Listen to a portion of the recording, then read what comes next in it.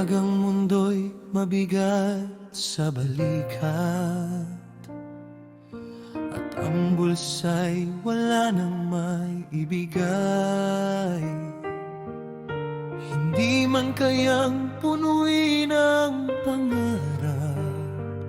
Sa yakap ni Ama, sapat na ang buhay. Wala mang gintong maipamamana,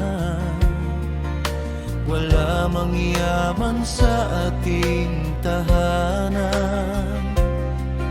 Ang puso niya'y buong iniyalay para sa anak hanggang wakas ng buhay.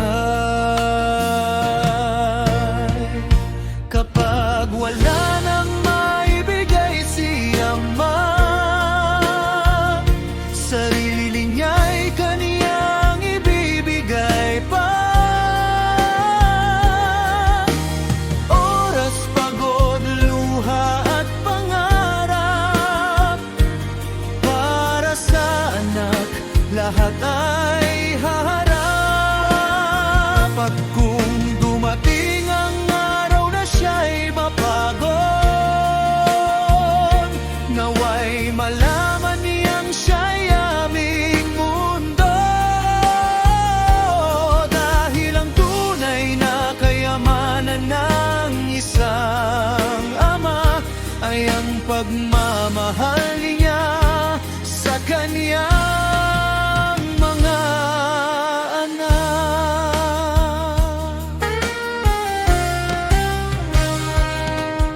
Sa bawat umaga siya'y bumabangon, kahit katawan ay puno ng pagod. Ngiti ang dala sa aming tahanan, itinatago ang sariling mga sugat. At balang araw kami naman ang tatayo, hahawakan ng kamay niyang nanginginig. Sasabihin, Ama, salamat sa lahat, ang pag-ibig mo'y mananatili sa amin. Kapag wala nang maibigay si Ama, sarili niya'y kaniyang ibibigay pa. Hindi man marangya ang aming buhay, pagmamahal niya'y higit pa sa kayamanan. At saan man kami dalhin ang panahon,